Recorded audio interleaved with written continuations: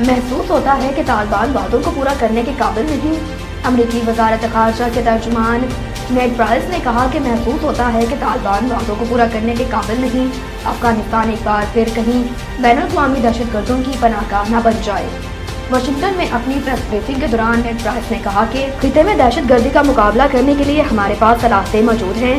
ہم نے القاعدہ کے امیر امین الظواہری کی ہلاکت کے ساتھ ان کی صلاحیتوں کا مظاہرہ کیا۔ ترجمان امریکی وزارت خارجہ نیڈ پرائس نے کہا کہ بین الاقوامی دہشت گرد افغانستان میں دوبارہ منظم ہوئے تو کارروائی کریں گے۔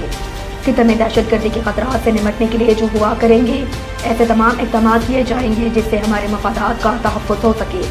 انہوں نے کہا کہ کل عدم ٹی ٹی پی سمیت دیگر گروہوں کو متحرک ہوتے دیکھنا ہے کہ دہشت گرد افغانستان کو پاکستان پر حملوں کے لیے لانچ پیڈ کے طور پر استعمال نہ کریں۔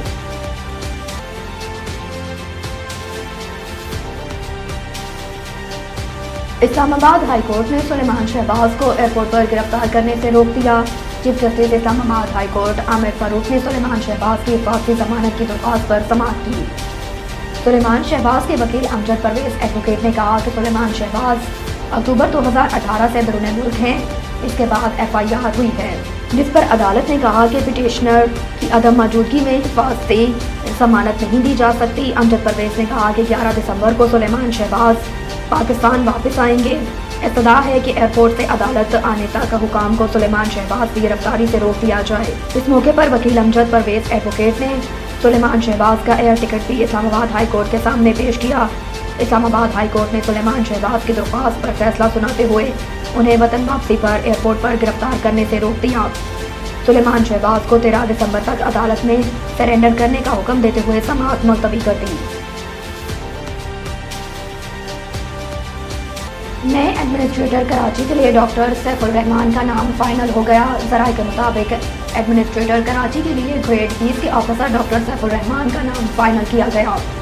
ذرائع کے مطابق سندھ حکومت ایم کیو ایم کے نامزد کردہ سیاسی یا سرکاری ایڈمنسٹریٹر کی تعیناتی کی منظوری دے گی۔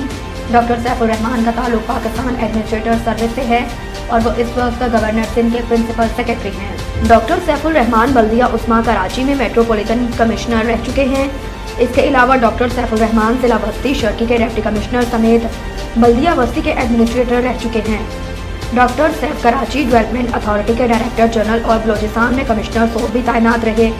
ذرائع کا کہنا ہے کہ ایم کیو ایم پاکستان کے مطالبے پر ایک ضلعی میونسپل ایڈمنسٹریٹر کو بھی آج تبدیل کیے جانے کا امکان ہے۔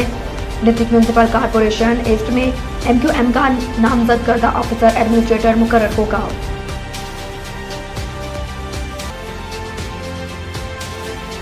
ایم کیو ایم نے بھی رہنمائی کے لیے جنرل باجوہ سے رابطہ کیا تھا۔ اسلام آباد رواں سال کے آغاز میں ایم کیو ایم نے بھی سابق army chief general retired Bajwa سے رابطہ کیا تھا اور ان سے یہ رہنمائی چاہی تھی کہ سابق وزیر اعظم عمران خان کے خلاف عدم اعتماد کی تحریک پیش کی جانے کی صورت میں پارٹی کو سیاسی لحاظ سے کس کا انتخاب کرنا ہے۔ ذرائع کا کہنا ہے کہ فروغ نسیم نے جنرل باجوہ سے رابطہ کر کے ان سے رہنمائی طلب کی تھی، لیکن انہوں نے جواب دیا کہ اس بات کا فیصلہ آپ خود کریں کہ ایم کیو ایم اور اس کے سیاست کو کیا موزوں لگتا ہے۔ حال ہی میں قافلی کے رہنما اور وزیر اعلیٰ پنجاب پرویز الہی اور ان کے بیٹے مونس الہی نے کہا تھا کہ انہوں نے سابق آرمی چیف سے عمران خان کے خلاف عدم اعتماد کی تحریک کے معاملے پر رابطہ کیا تھا اور انہیں بتایا تھا کہ عمران خان اور پی ٹی آئی کا ساتھ دے۔ سابق آرمی چیف کی جانب سے قافلی کے سینئر قیادت کی جانب سے کیے گئے دعوے کے بارے میں کوئی تردید جاری نہیں کی گئی، حالانکہ ان کے کچھ قریبی ذرائع نے حال ہی میں کہا تھا کہ مونس الہی نے جو کچھ کہا تھا وہ اس معاملے کے سیاق و سباق سے ہٹ کر کی گئی تشریح ہے جس پر مباحثہ ہوا تھا۔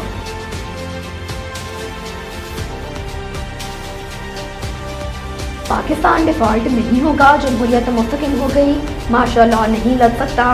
نجی ٹی وی کو انٹرویو میں عارف الوی کا کہنا تھا کہ سیاسی منظرنامے پر رجحانی کیفیت ہے، آرمی چیف کی تقرری میرٹ پر ہوئی اور معاملہ خوش اسلوبی سے حل ہوا۔ یہ معاملہ 3 سال کے لیے حل ہو گیا، اب مہنگائی قابو کرے۔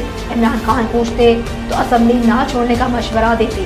حکومت اور اپوزیشن کو چاہیے کہ مل کر الیکشن کی بات کرے۔ انہوں نے بتایا کہ عمران خان کو آگاہ کیا تھا کہ آرمی چیف کی تعیناتی کی سمری آئے گی تو آپ سے مشاورت کروں گا، اور جب سمری آئی تو عمران خان سے مشاورت کی۔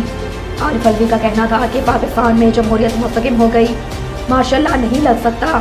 وزیر خزانہ نے ملاقات کے حوالے سے ان کا کہنا تھا کہ اسحاق ڈار کے ساتھ معیشت پر بات ہوئی، پاکستان ڈیفالٹ نہیں کرے گا۔